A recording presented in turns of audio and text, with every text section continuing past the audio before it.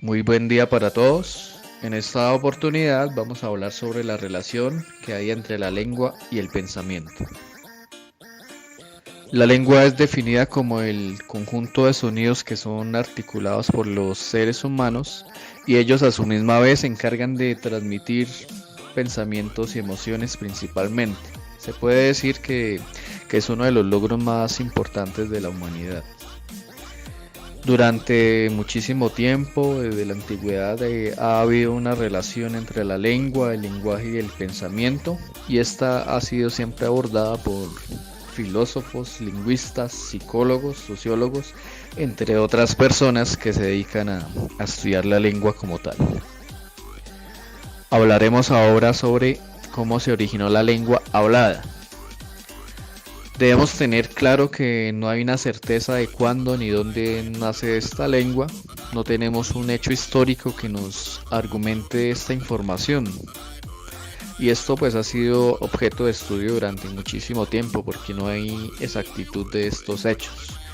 De todas formas, debemos tener claro que la lengua siempre ha sido un elemento bastante importante en la vida del ser humano. Esta nos ha permitido comunicarnos y esto es gracias al sistema de signos lingüísticos que se han formado con el tiempo. Entre tantas teorías tenemos la de la onomatopeya, que en este caso es la imitación de diferentes sonidos. Ya con este hecho lingüístico, más adelante las palabras empiezan a consolidar y a tomar forma para empezar a construir discurso. Luego tenemos que el lenguaje del ser humano es totalmente diferente al lenguaje animal porque en primera instancia nosotros estamos utilizando la razón. Esto nos permite darle una comprensión de lo que estamos hablando, mientras que los animales simplemente ellos se comunican es por instinto, mediante diferentes formas no articuladas, gestos, sonidos, entre otros elementos naturales que acompañan a los animales. Ahora abordaremos sobre la pregunta, ¿qué fue primero, el pensamiento o el lenguaje?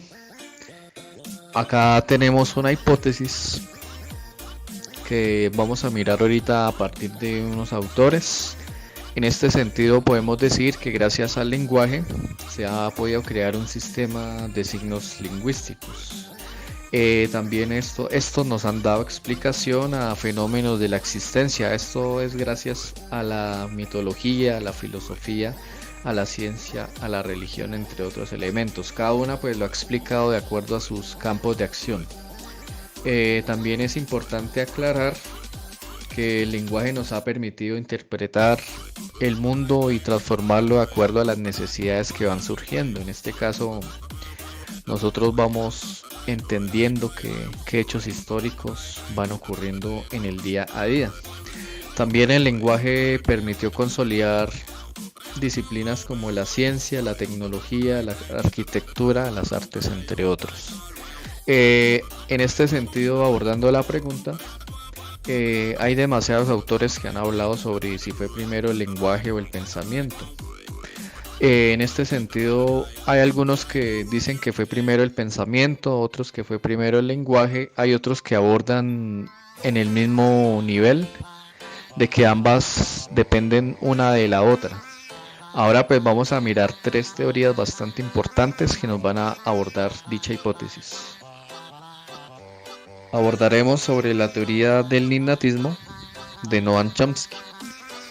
Este autor nos menciona de que primero fue el lenguaje por encima del pensamiento. Nos menciona de que el ser humano ya nace con este lenguaje adquirido, ya tiene esta capacidad. Nos habla de que todos los seres humanos ya están programados biológicamente para adquirir el lenguaje sin importar la dificultad que ésta mantiene sobre la lengua. Después abordaremos sobre la teoría del desarrollo cognitivo de Jean Piaget. Para este autor está primero el pensamiento. De todas formas, él reconoce en su teoría que el conocimiento se va adquiriendo progresivamente.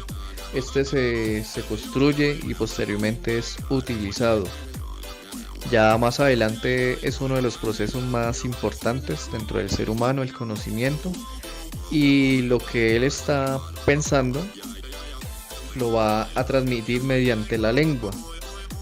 En este sentido, entonces estamos hablando de que el primero hace uso de su razón, de su conocimiento, y posteriormente esa comprensión obtenida la transmite a través de la lengua.